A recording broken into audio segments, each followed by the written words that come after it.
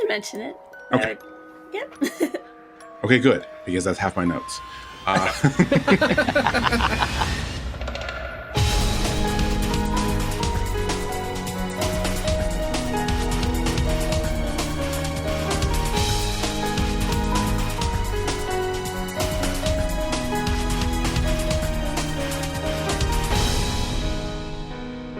Hello, and welcome to episode 139 of Rhythm Encounter, the RPG fan music podcast.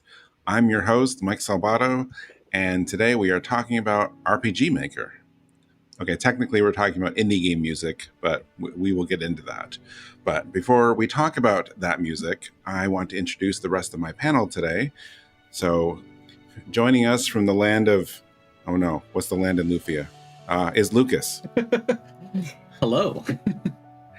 It's your new avatar. I'm like, it is. Yes. Also with us today is Audra. Hello. Hello. And Neal is joining us for the first time in quite a while, I think. How's everyone doing? Good. Happy to have you all here. So, technically, we are talking about indie game music today, but right before recording, we were looking at the list of our songs today, and it turns out many of them, over half of our games today, are RPG Maker games, which is actually pretty fun. I hadn't thought about that while we were putting things together. I'm not really sure if anyone else did. I think we all just went into it like, hey, what are some indie games that have good music? And that's how it turned out. But, you know, we all like our respective games, so it's still a great diverse lineup despite the similar engine behind a lot of them. It just means it's an accessible way for people to make games. And apparently a lot of those people make good music too. That too. Yes.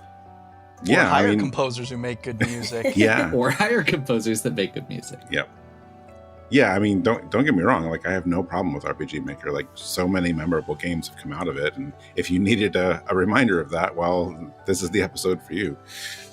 So I always like to ask people at the beginning here, but what drew each of you to this episode? I mean, obviously, a love of indie games is one thing, but what else? So anyone can go first. I am always looking for ways to shoehorn games I've played recently in.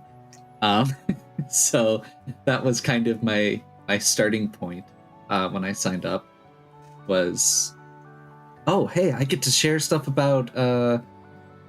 I had just played Ikenfell not that long ago, and Skyborn. I'm not supposed to be spoiling all my choices. That's okay. If people are looking at the track list, you can see it. That's fair.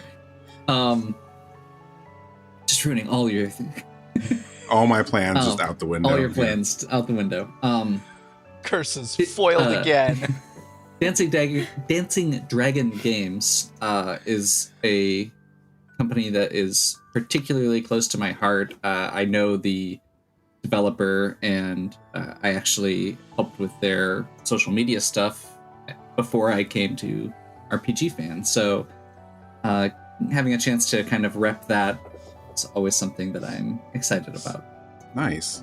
So, okay, so if your recent games are some of your inspiration, since you're playing Guardian Legend, can I make an episode to shoehorn that in? Because I'm always looking for a reason to bring Guardian Legend music on.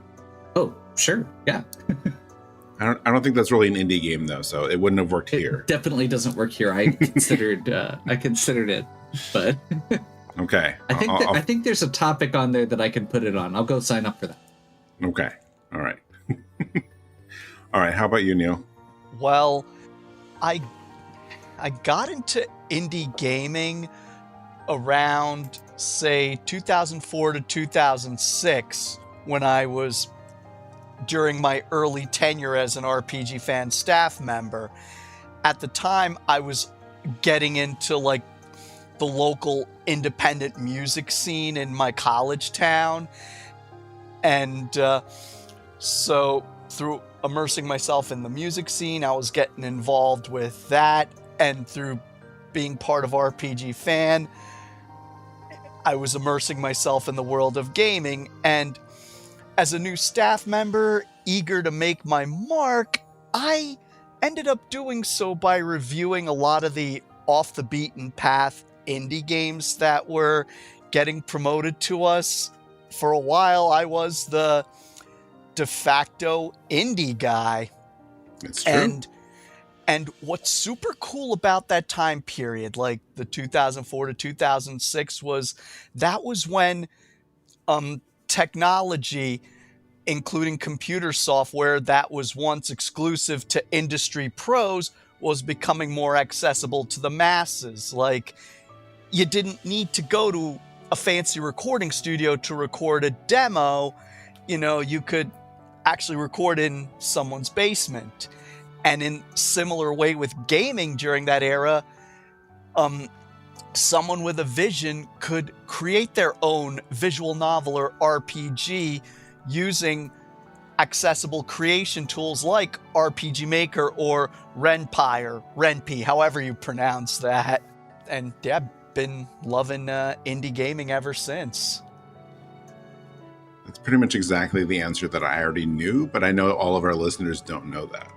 Because you've definitely been on the indie scene for a very long time. So I'm glad you wanted to join this one too. Okay, and how about you, Audra? Well, I enjoy a lot of indie games, and I enjoy the music from them, so I just wanted to celebrate them. Some of them here. It was hard to narrow down, but... I'm sure you play a lot of them. Yeah. I think that was the best part of this episode. A lot of the other ones, I've had like one or two ideas and kind of had to, go searching to find stuff that I wanted to put in. This one, I started with a list of like 12 and narrowed it down. Yeah. That was kind of my experience with it too. It is one of those topics, sometimes we pick something really specific, like, oasis towns in a desert in RPGs, and like, okay, well, there's only so many that are like this exact thing we're looking for. So to say indie games, there's so many opportunities.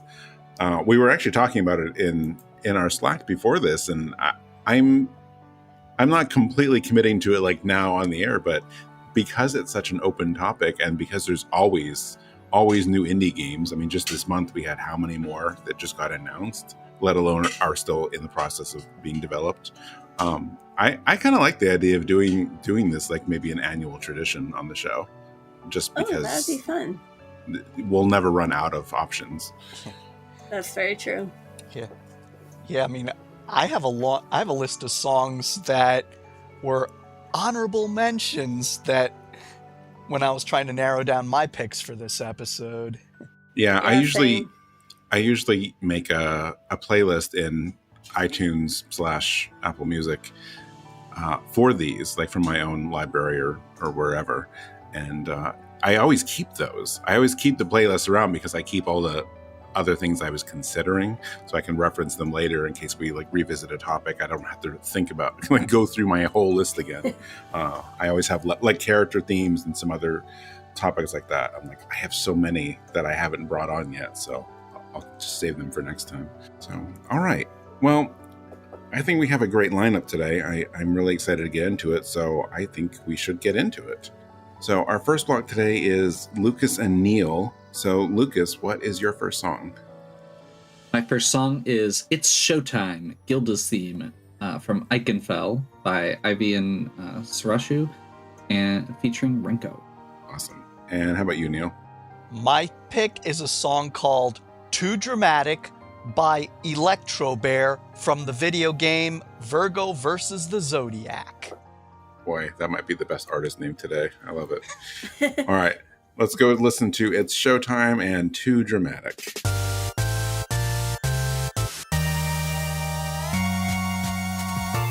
What is it like to be loved and so adored? If I could be just as good as you, I'll never have to wonder. I can be better than I've ever been before. I'll do what it takes, I know I can be number one. No matter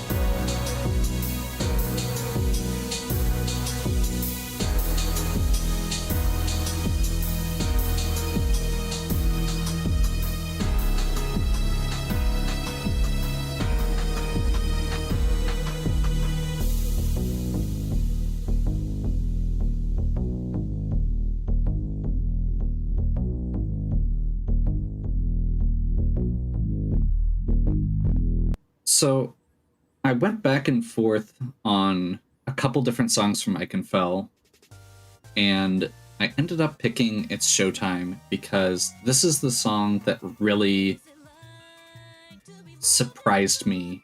It's the first vocal track in the game, and it kind of comes out of nowhere. It's just, you're playing a normal game, there's chiptune music, it's really good chiptune music, and then suddenly you get into a boss battle and there are vocals.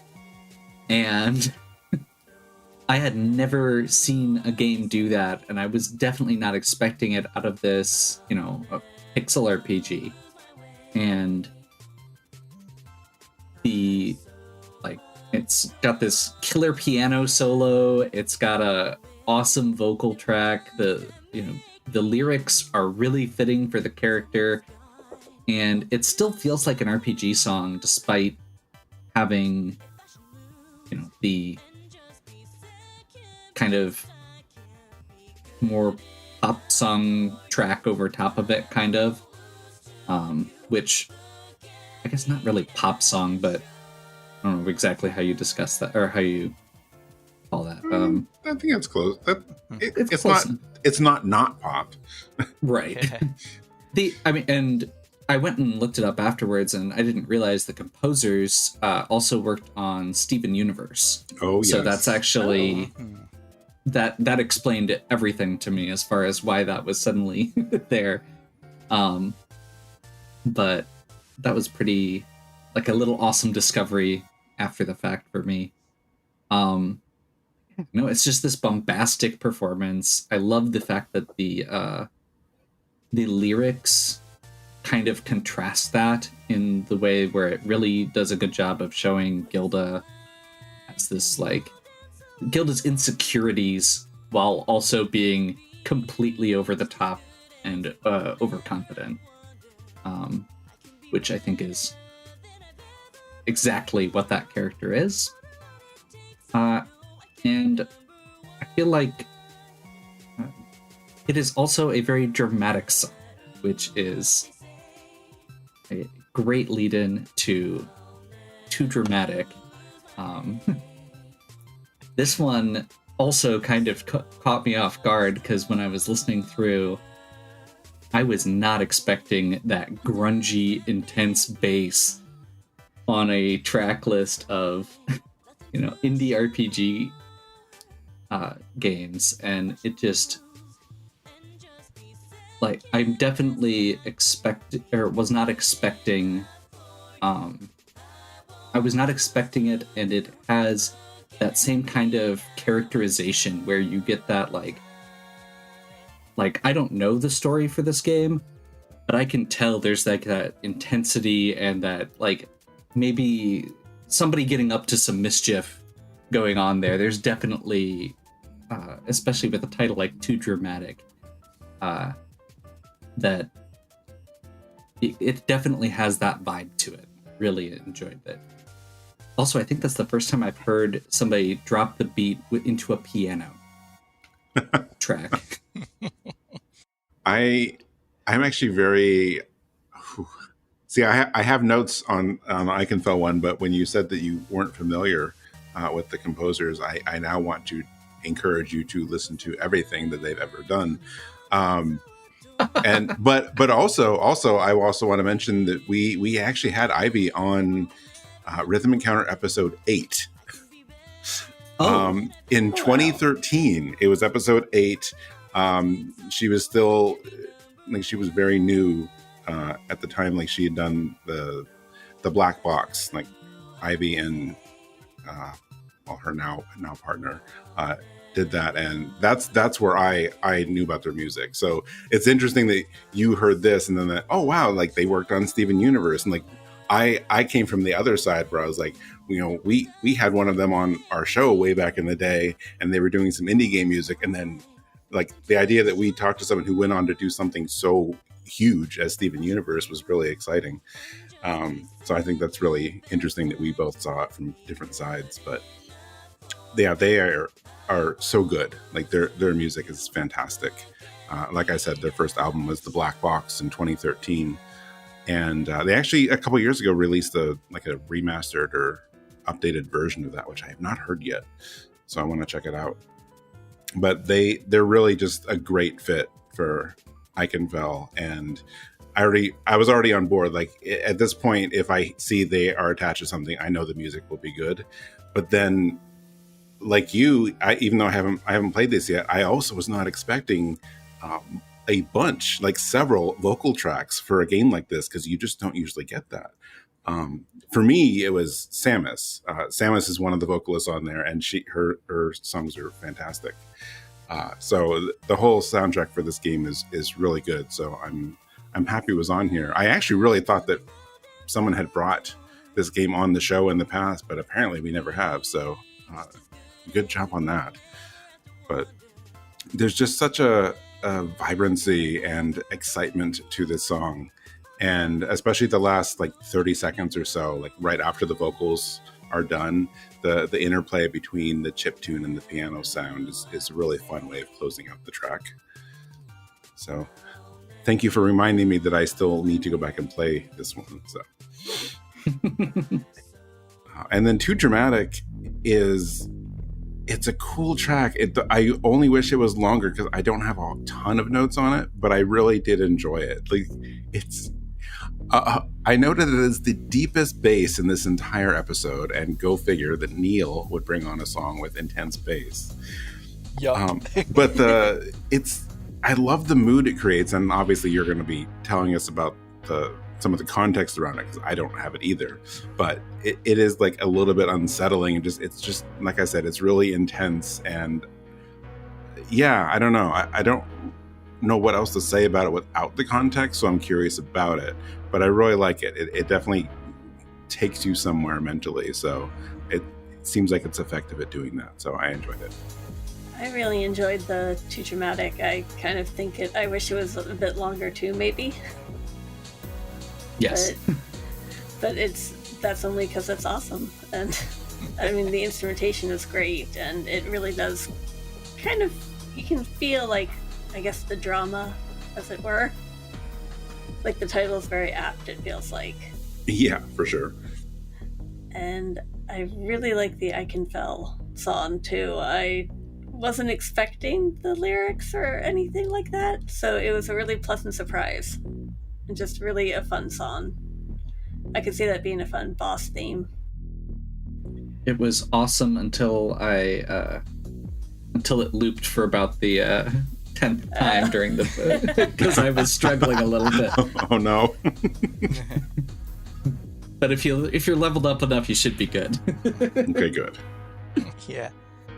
This was a great block of music to listen to because Lucas, for its Showtime, you mentioned how the song has a lot of contrast because there's contrast with the characters and everything.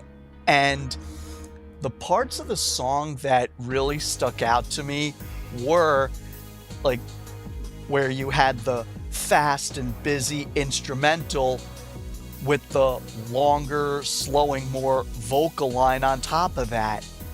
That contrast seems like something that shouldn't work, but it does. And to me, that's a testament to the creativity I see in many contemporary musicians. The younger artists, they're not as bound by unwritten musical rules and, put things together that we normally wouldn't think of. I was reminded of a few years ago, I was laying down bass tracks for a singer-songwriter's friend's project in the recording studio, and the recording engineer shared a piece of music that this young band he was recording was doing that blended the jaggedly rhythmic Rage Against the Machine style riffs with very soaring Led Zeppelin style vocals with the long notes and the ringing out. And all of us in the room loved it. We were like, wow, none of us would have ever thought to blend Rage and Zeppelin, but these guys did. Same way with this Aivi and Surasshu tune. I never would have thought to blend a hyper pop fast beat with the slower, more flowy vocal lines. And I thought it was brilliant. And like several of you said, it makes me want to check out the game now. All right, and as for too dramatic, Virgo versus the Zodiac is one of those games that just came out of nowhere in late 2019 and just thoroughly impressed me. And as I was playing this game, Too Dramatic just came out of nowhere during a particular battle scene, and I was like, whoa, I was like, wow, this snaky bass line is so good. And I remember when I finally accessed the in-game jukebox, I would play that tune, grab my bass, and see if I could cop that lick. After several tries, I think I got reasonably close, though some of the mistakes I made when trying to cop that lick were happy accidents, where it's like, oh, it's not right, still sounds cool. I'll keep it in the bank for future songwriting. And as for context, the first time I heard that song was during a battle where it's like, hey, you're not supposed to be here. And then it was used again, during some of the more heavy dramatic scenes. So it was one of those pieces that kind of just was all over the place in the game, but it was always used really effectively. I'm really curious about that game now. That was another one that I as I was looking through, it's like I hadn't even heard of this game, and it looks like it is totally in my wheelhouse. I'm sure it is. Yeah, it seems like it would be. I know Yeah, Neal you were a big fan of it when you. I forgot how you scored it. Not that scores are the thing that matters, but I recall you really liking the game. Yeah, I did enjoy it a lot. I mean, okay, the premise is completely absurd, but if you're just willing to, go along with the absurdity and just enjoy the ride in this crazy mixed up world with this crazy mixed up protagonist, it's so much fun. As long as it's got a soundtrack like that, I think I can manage. Yes, it does have very good music. I mean, also I think most of us can suspend our disbelief a lot, and I'm not just going to keep going back to this and plugging Lucas's YouTube channel and playing Guardian Legend, except for the fact that you are playing it because I recommended it to you, and I'm so happy that you like it. But you have been posting videos of a game where a girl turns into a jet. This is true. And it talks to weird blue and red ball guys. Yeah, it is story a weird. It is a weird. Super. Story wasn't always the central tenet of early video games. No, definitely not. But yeah, I mean, just the setting and everything in that game is strange. So yeah. Yeah. But a good strange. To say nothing about all the random sea creature bosses. Yes. Anyway, all right. I think that was a good start to our show today. Our second block here, I'm picking a game that is, if there's anything in this entire episode that is way different from all the others, it's this one.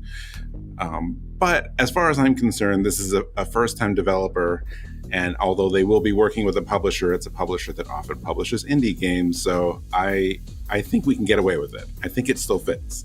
I'll talk more about the game itself, afterwards. But my first track is Clair-Obscur from Clair-Obscur Expedition 33, a game that was just announced a few weeks ago. And then after that, we have Audra's first song. Oh yes, mine is Forest of Torment from Aurion, Legacy of the Kori-Odan. and I apologize if I butchered that title. That's okay. All right, let's go listen to Clair-Obscur and Forest of Torment.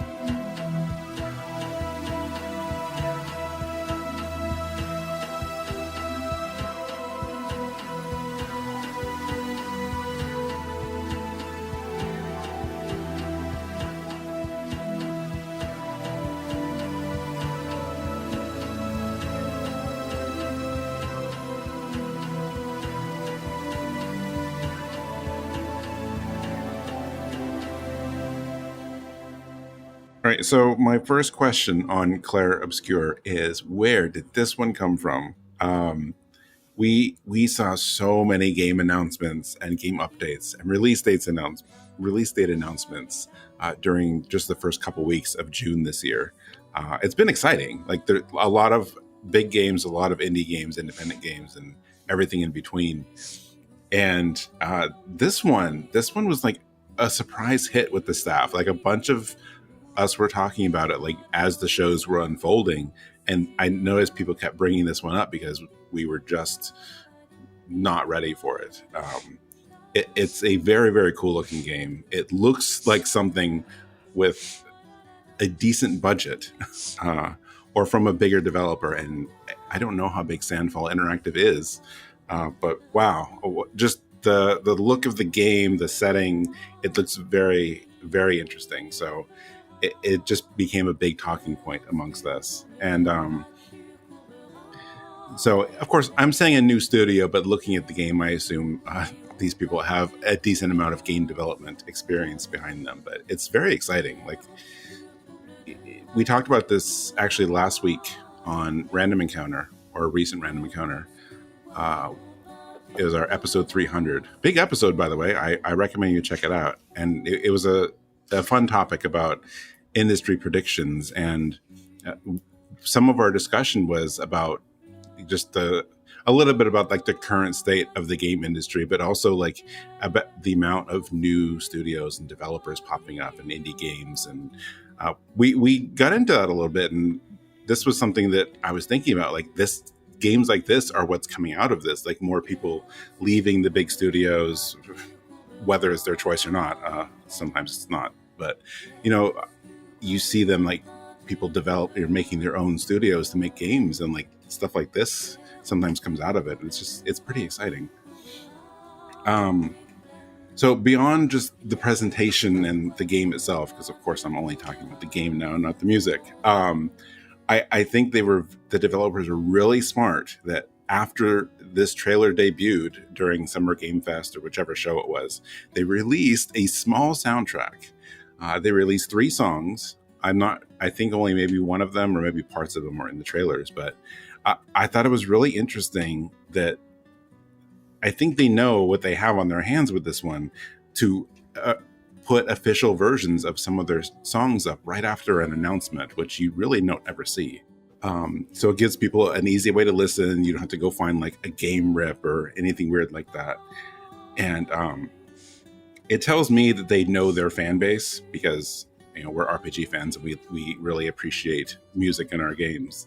So knowing that and releasing that and saying like, look, we want to get this out there and show the kind of music that we have here, and it's so good. They've only released the 3 songs, like I said, and as much as I wanted to bring, there's an 11-minute, one of those 3 songs is 11 minutes long. Wow. I wasn't going to make everyone listen to it, but believe me that it's going to be in our show notes, because if this is just a taste of what the soundtrack has, I cannot wait to hear everything that is in this game. So this one, of course, is Clair-Obscur, so I'm guessing it's the main theme or a main theme for the game. And it's just beautiful. The plucky strings throughout the song, the singer. We don't really get a lot of like French in games. I mean, maybe games localized for France might have that, but you don't get it here. Outside of that, and it's just a sound that you don't get a lot, and beyond just being a new and interesting sound and something you don't expect from an RPG, it's just gorgeous. So I will link, if you guys haven't listened to the others, or if anyone listening hasn't heard the others, you can get it on YouTube and Apple Music and other places. Just a really cool debut, and I will definitely be keeping an eye on the game for a lot of reasons now. And then I definitely don't have quite as much rambling on Audra's pick, but I do really like it. The instrumentation in this song, the drums especially, are a lot of fun, and I think over the runtime of the song, it goes a lot of unexpected places.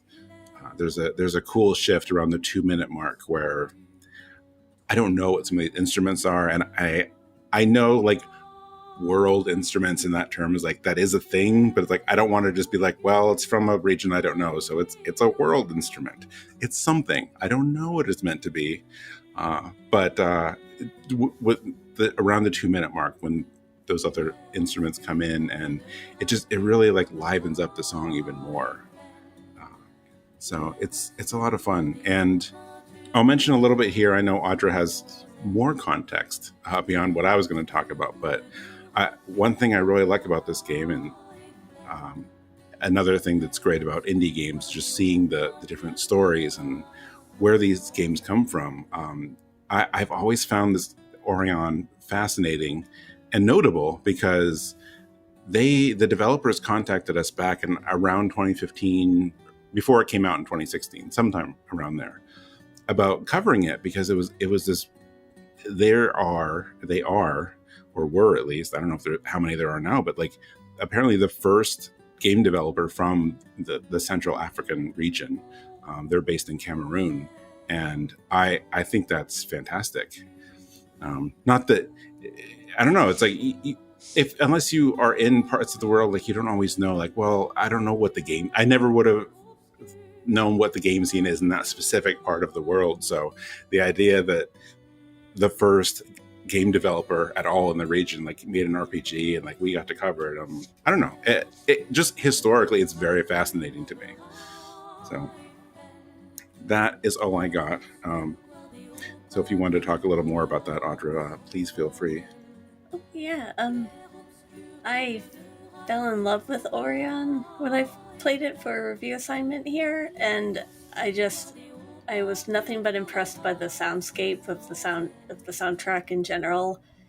It has a very distinct feel, but it's very much in veins of traditional RPGs. There's like heroic songs and battle themes and more contemplative ones. And I think Forest of Torment is probably a surprising one because it runs the gamut of emotions, I think. And often surprising considering that the title is what it is. Yeah. It's set in an area of the game where a bunch of where many refugees have to try to cross to get to safety. And there's like this uncertain level to it, and there's monsters and people in general are preying on them when they're trying to cross this unknown terrain. And I think the song really captures that really well. Like you have the hope and the unsureness and uncertainty there, but then you also have like the sense of something maybe menacing lurking in the corner, in the background, and it's a tumultuous emotional soundscape. I think I really appreciate that with the instrumentation and it was a really profound song in the game, and I think it still works if you aren't as familiar with that context. Sorry. Yeah. No, I knew what you meant. No, that's good. Like I was curious about that because the song does seem to go a bunch of different places. So having that context really helps. Like now I understand why it has all these different elements layered in there. Yeah. And but that song is awesome. And to pick up to what you were saying about the layering, that was one of my biggest takeaways from Forest of Torment. I loved how throughout it just kept the pieces just kept kind of layering on top of each other, creating this just incredible depth that, like you said, took it to different places. But that first bit, when it started out with that rhythmic chanting, that immediately reminded me of what's called Natuvangam in certain forms of Indian music, where the singer will just do rhythmic sounds like tam, tiki tiki to, tiki tiki tam, or in Western jazz, the scatting, the skibbity bop, skibbity bop, skibbity bop. And I also enjoyed hearing the those rhythmic syllables in the Clair-Obscur piece, the dim-dum bits in the verses, because I like that because it was something different than the usual la la la's or wah-ohs in like the happier pop songs. And one thing I'm curious though about the Clair-Obscur piece, along with the French lyrics, I wonder if there were any fictional words in there that might have been taken from terminology in the game's world building. I think that's true. Like I didn't want to put too much into it because I was looking up some of in the YouTube video that has the lyrics, and I was looking up some of them because I don't know French. And like Same. Just in Google Translate, and it's like it was translating some and not others, like at all. So I'm like, yeah, I do think it's probably a mix, which is really also very cool. Yeah, hey, if that's the case, brilliant, because now that reminds me of how Panzer Dragoon Saga's world had its own language created just for the game, and its end credit song was entirely sung in that fictional language. Right. Jeez. Yeah. That's neat. Oh, another connection I just noticed, that with Clair-Obscur being French, and in the case of Forest of Torment, I believe Cameroon was actually under French rule before they got their independence in the 1960s. And I'm not as up on my African history as I should be, but I think that's the case. So, I heard some layers of French classical along with the Afrobeat in that one too. So it's interesting how there's two very different songs, kind of have these little connections between them. Yeah, I think they were perfect to complement each other for this block. Yeah, the composer's name for the Forest of Torment is Jean, so that connection is probably at least a little bit relevant. I can see it, yeah. But yeah, no, I hadn't really thought about the connection with the rhythmic sound, but until you mentioned it. But I do love that, and you mentioned the idea of it being very different from what you would expect, like a la-la or that sort of vibe in the background. And I like the fact that it's got that more percussive in Clair-Obscur, that it has that very percussive, hits those hard D's over and over again, and kind of, I think it has a very traditional feel. I was trying to think of what folk song I was thinking of, but I was thinking my brain was going to some French folk song that I remember vaguely, and it definitely has that kind of that feeling like you'd get from a dark traditional folk song. It's really beautiful, but it's also got that undertone of this the key to it that is really cool, and I think that makes sense with what little we know of it, and the drawing from the name as well. I went and dug up. I was curious what Clair-Obscur actually meant. You did that too. Okay, go ahead. I did that too. Uh-huh. Because I was expecting it to be two words in French as just a direct translation, but apparently it's referencing the chiaroscuro artistic technique, which is, so it's the French word for the Italian artistic technique of contrasting light and darkness. Yes. And that fits so well with this, with the tone of the track. Yeah. Okay. I'm glad you brought that up because I looked it up after I'd already figured all my notes out, and I figured like I don't want to add to them. I said enough already, so I'm glad you did because I looked that up too, and I thought that was very interesting. And you're right. It really does describe the feel of the song. So, and can I want to give a small shout out here to Neal on this one because Neal, you were the one that suggested pairing these two up because I hadn't figured the whole track list out yet, and I got a little bit about why, but hearing you describe it, like I really get it now because I didn't really hone in on those similarities between the two like you did, and I'm glad you did because that was very fascinating. So thank you. Certainly. All right, are we ready to move on to our third block? Sure.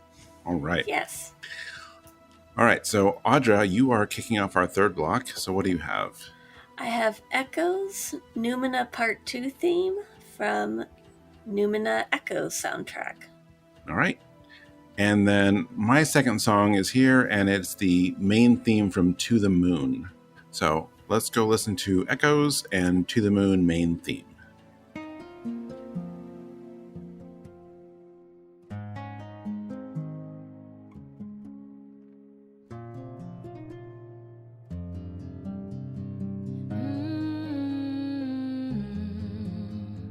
I still feel your warmth next to me, a safe haven in a lonely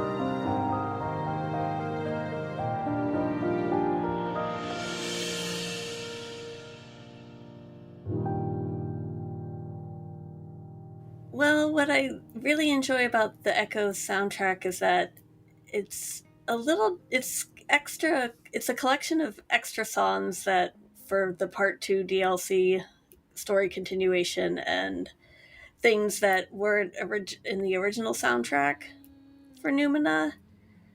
And I really adore that it was done by the developer, and it still has a very good sound to it. It's a little different from the tracks that the original soundtrack had, but it's the part 2 theme is just amazing. I love the vocals for it and the lyrics, and the instrumentation is lovely, and it really fits with the whole idea that the game has, that you are a character in it as like a spiritual entity connected to the main character. And it kind of just really helps illustrate that bond and just how much emotion you get playing the game because your choices have such impact in the storyline. And yeah, it's a lovely piece. And I wanted to include it because I enjoyed Numina a lot. And To the Moon's main theme, I really like it. I have not played the game yet, sadly, but I know it's supposed to be an amazing game, and I love the sentiment behind the instrumentation for the main theme, and it's really good to listen to.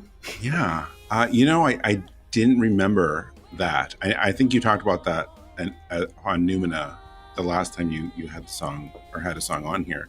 I forgot about that aspect of the game because I was definitely listening to this as like, oh, well, this is a theme between two characters in the game. Like that's what the lyrics are, but that completely recontextualizes it for me. Yeah. Because I mean, that's how it sounds, and that's really interesting. So I'm gonna have to listen to it again after this with that context in mind, because that is very cool.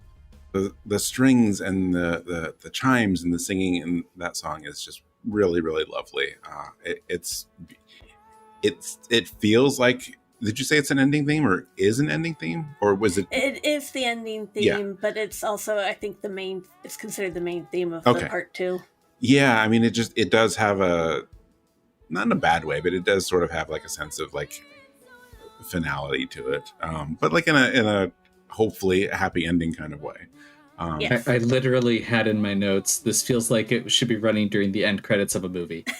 Like, yes, it has that vibe to it of like, this is what's going on during the end credits, and it's like looking back on the story that we've gone through and wrapping things up, and maybe some melancholy in there. Yep, that is all true. Yeah.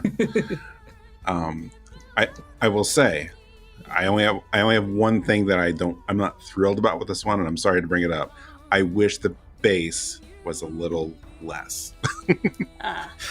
Yes. It's really pretty. I really do love it. And maybe it's not even the song so much as maybe it's just the mastering or the mixing or something. Like there's just a few points where I'm like, the bass is getting me more than the vocals, which like messes with it a little bit for me. Again, no shade at the song. I think it's pretty. There were moments where I was like, tone down the bass a little, I think, but that's just a personal preference. I didn't notice it the first time when I was listening to it, because I was listening to it on a mono speaker. When I was listening to it later on headphones and could really get the vibe to it, it was like, oh yeah, no, that's definitely it feels a little bit out of place. And there's a percussion line at the end that's very loud as well in the bass section that was like, almost seems like cannon fire or something as part of the song. And I don't think I picked up on that one. And it just, again, it the rest of the song feels like it could be, in that, the end, that movie credits, and those other pieces felt a little bit out of place. But I also don't know the context of the song, so yeah. Again, please, like, no one get me wrong here. I still overall enjoyed it. It was one thing. Yes. Oh no. That's okay. So I'm still happy you brought it on, because Numina, I think, has been on Rhythm Encounter twice, both because of you, as far as I know. So it's good. It's a good game. Yeah, it's good to have it represented, especially now that both parts are, available. Yeah. Now, the dangerous part of this is that my list just keeps getting longer. Mine too.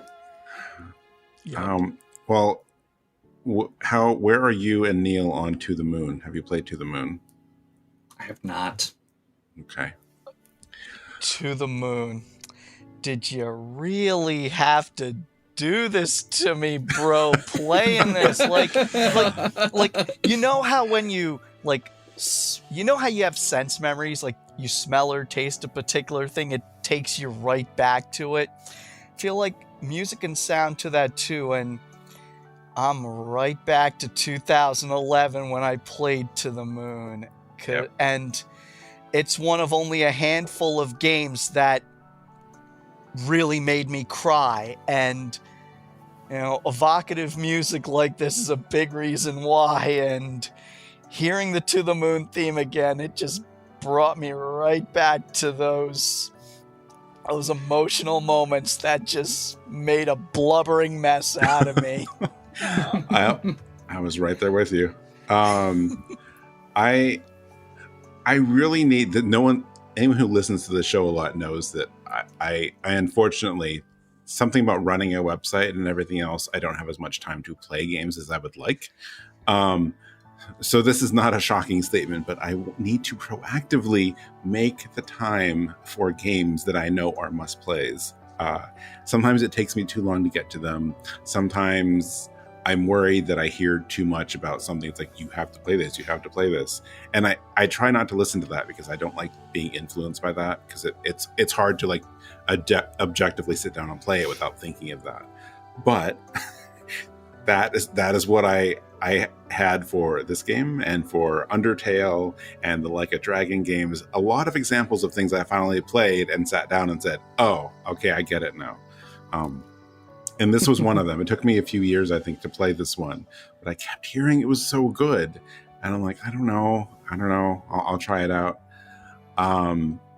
It is one of those games. It's a very short game, by the way, for anyone who's on the fence about it. But wow, it really hits you. I think it took me like 4 or 5 hours to play. Like, I played it over a weekend. But the story is fantastic. It's just a small scale little story about a handful of characters. And because Can Gao, who composed this, also developed the game, I don't like saying it's a one of those like one-man things, because I know there was some other people involved to some extent, but it's a mostly like one-person show. Of course, everything like fits together. Everything is cohesive. So like I can't separate the soundtrack from the story, from the characters, because everything just goes together so well. And I'm not going to spoil anything here, but the calmness and peacefulness of this intro is so perfect at setting the tone of To the Moon. The game is not all happy moments, of course, because Neal and I are sitting here talking about how it made us cry because it was so emotional, but that's because you just really, really feel and care about these characters like so much and what they're going through. But there's always a hopeful undertone throughout the story, despite whatever they're going through. And I think this is conveyed so well from the beginning in the game, but also from this theme and lots of other songs throughout the game. And it ultimately pays off with how the game ends and the closing music. It is a really nice through line of hope in face of adversity and everything. And yeah, again, if you want a deeply emotional but bite-sized journey for a weekend, I recommend it. It goes on sale all the time for so little money that I wish I hadn't bought it on sale, because it's worth more than the sale price.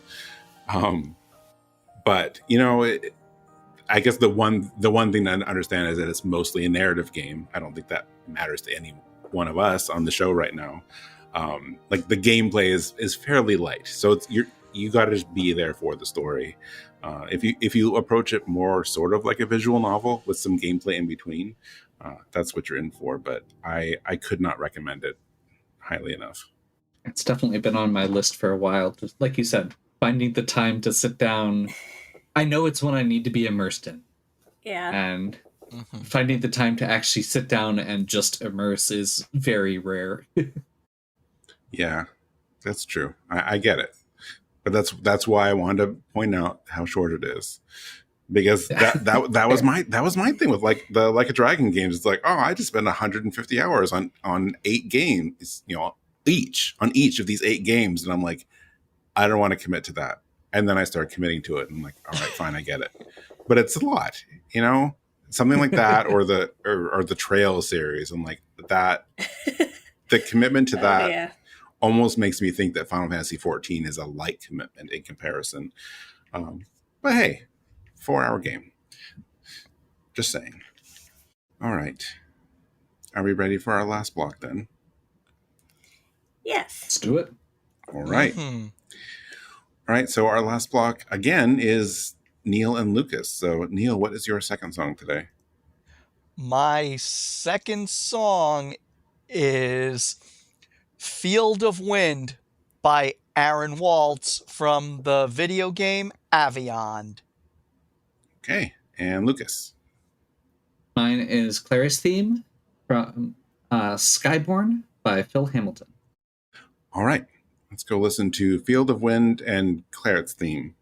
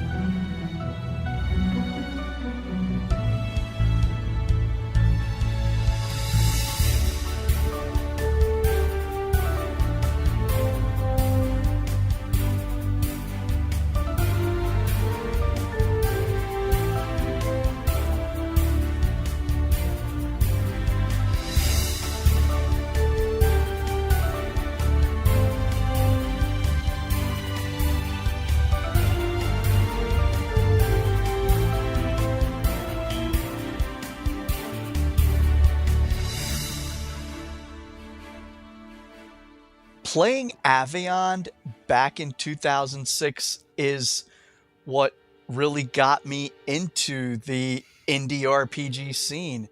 I believe it was one of the first games made with RPG Maker that was commercial, that was, being sold. And a big part of why I loved that game was Aaron Walz's evocative music. And Fields of Wind it's one of my all-time favorite overworld themes, and is a piece of music that has almost become synonymous with Aveyond. You think Aveyond, you think this piece of music. And in a lot of his compositions, Walz definitely likes to use layer strings with flutes, and makes me wonder if Motoi Sakuraba might have been one of his influences, since those very legato flowy strings and flutes and stuff were a big part of Star Ocean 2's soundtrack.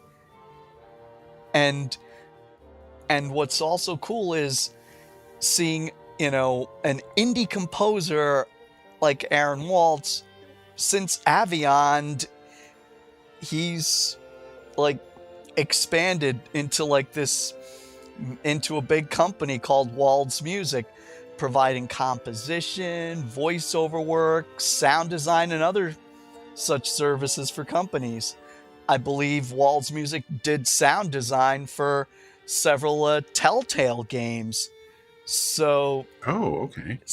Yeah. So for me, just seeing that, it's this is one of my first forays into indie games and indie game composers, and to kind of see him grow as an artist and as a player in the industry, I think is just super cool. And speaking of RPG Maker games, Skyborn is another one I played, and Claret's theme.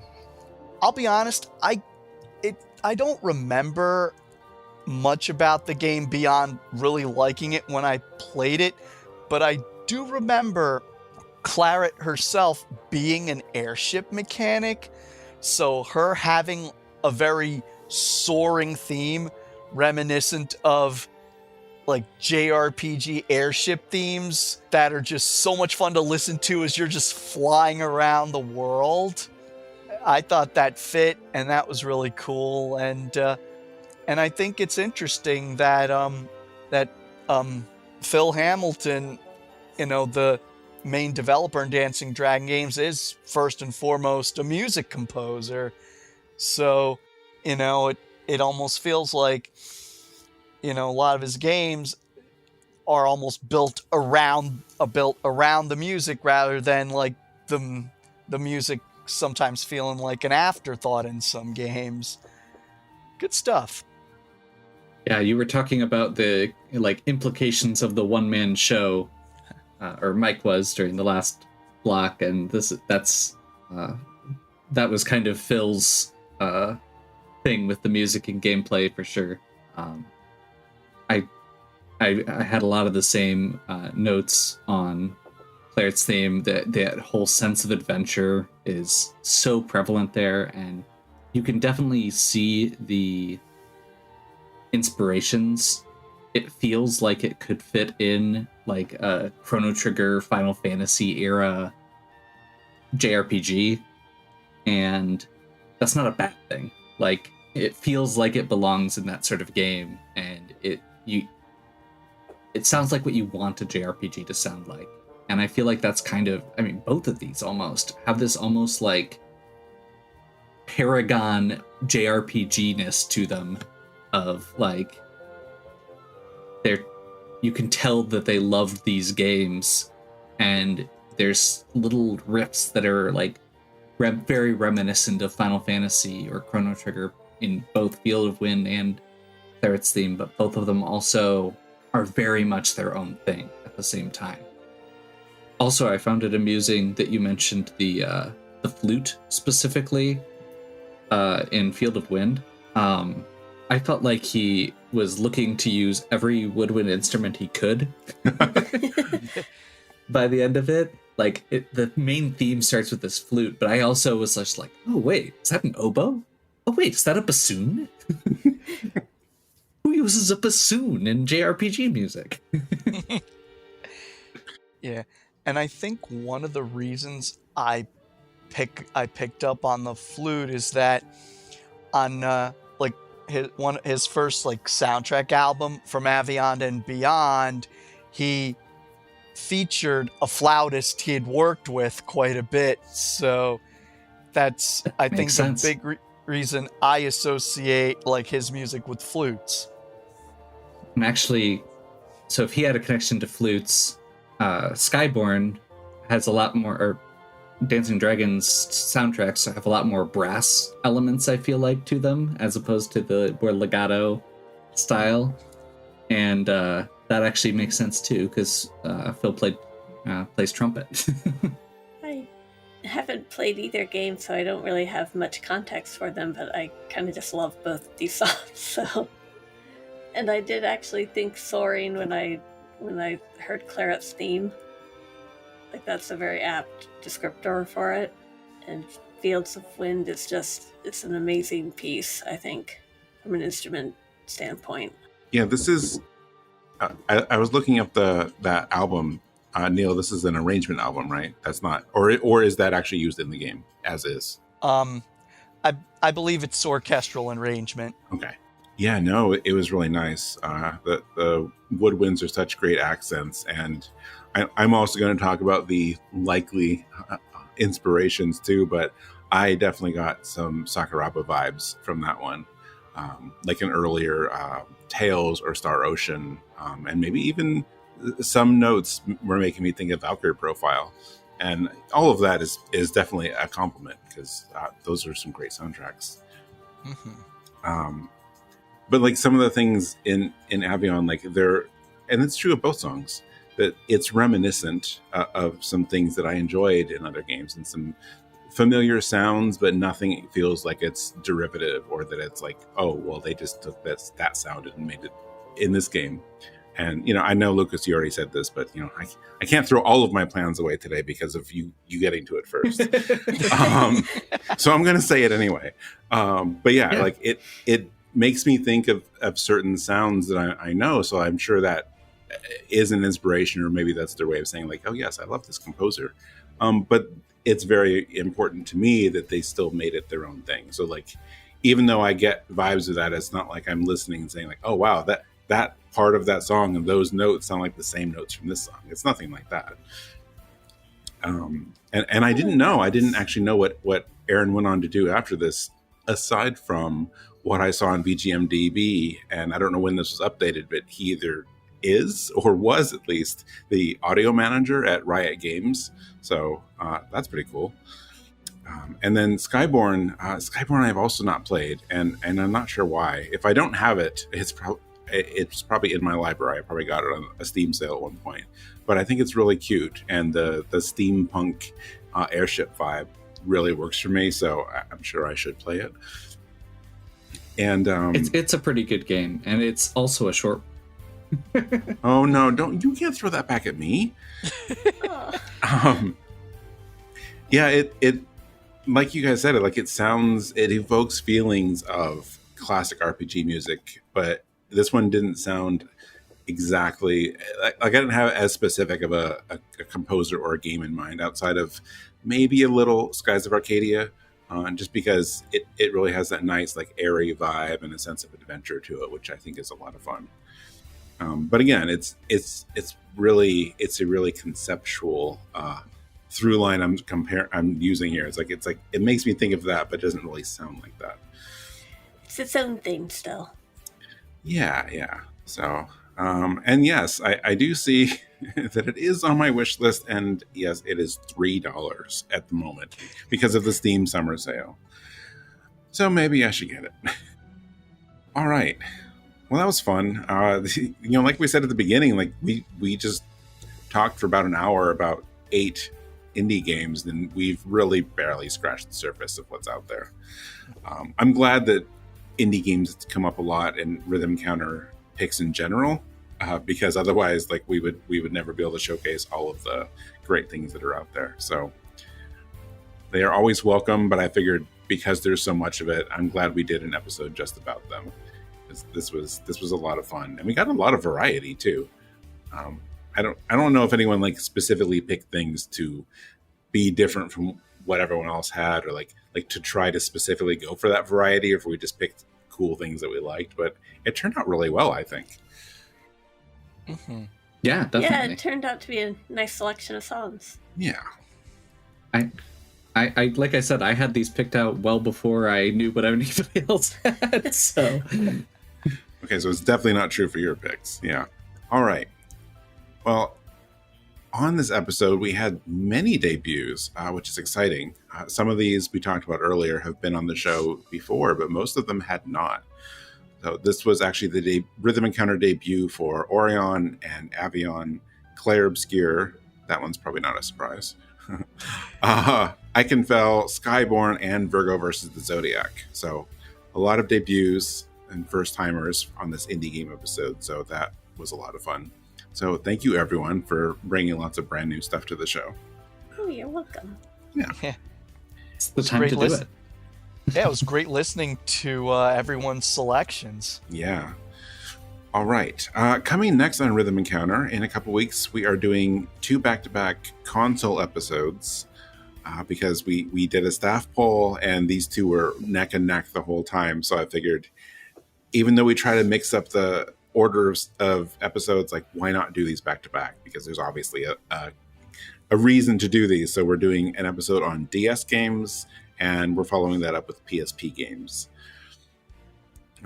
Again, I feel like that's going to be like this topic where it's an entire console worth of music without any other limitations. So it might be hard for everyone to pick songs, but I'm looking forward to it.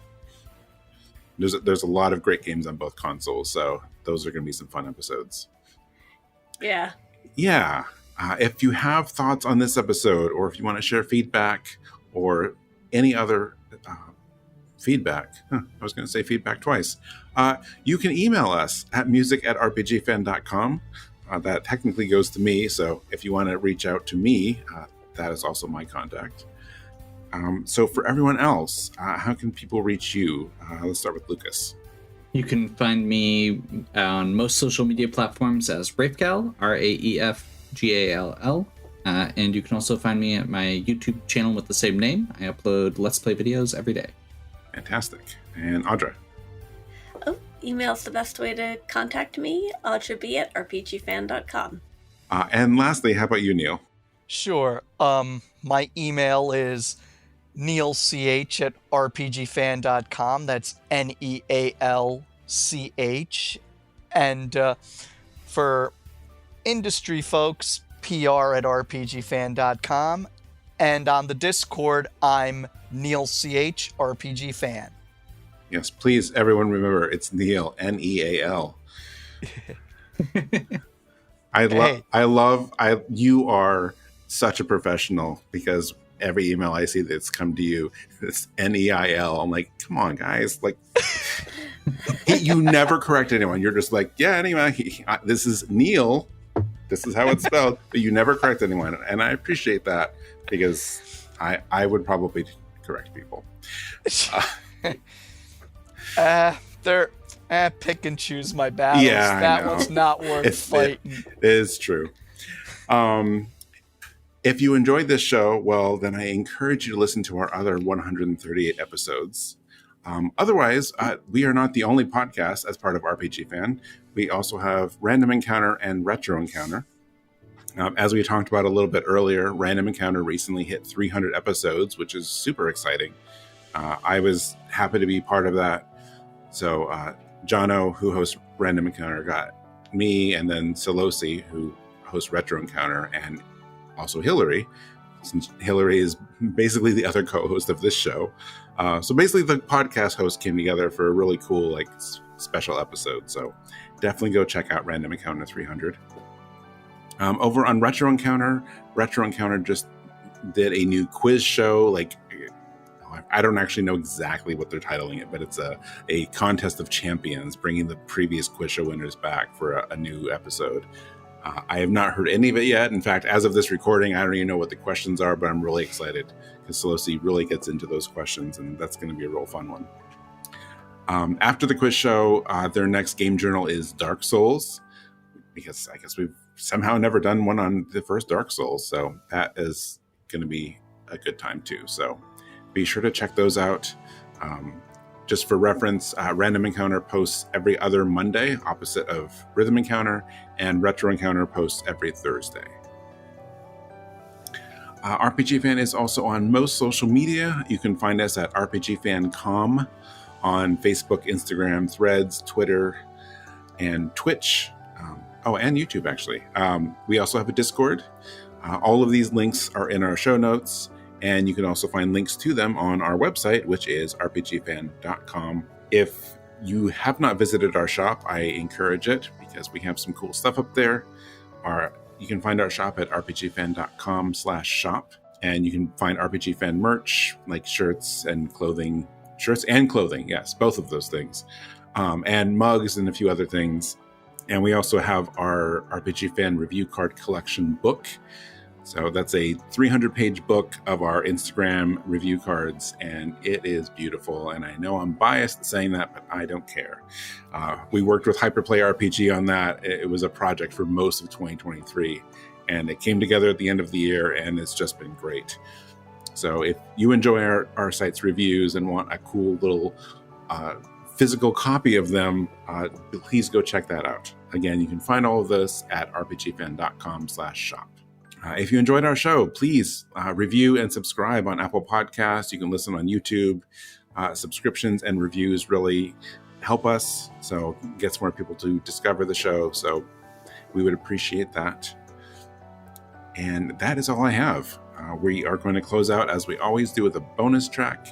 And Lucas, you have our bonus track today. So what are we going out with? Bonus track today is Rosary Intro by Yamato Kasai from Ender Lily's Quietest of the Nights. Oh, very nice. I'm excited about that one. All right. Well, we're going to leave you with that song. So go ahead and listen, and we will see you in a couple weeks for DS games. Thanks, everyone, for listening, and thank the three of you for being here. This was a great time. Thanks for having us. Of course. Yeah. Always. Fun. It's a lot of fun.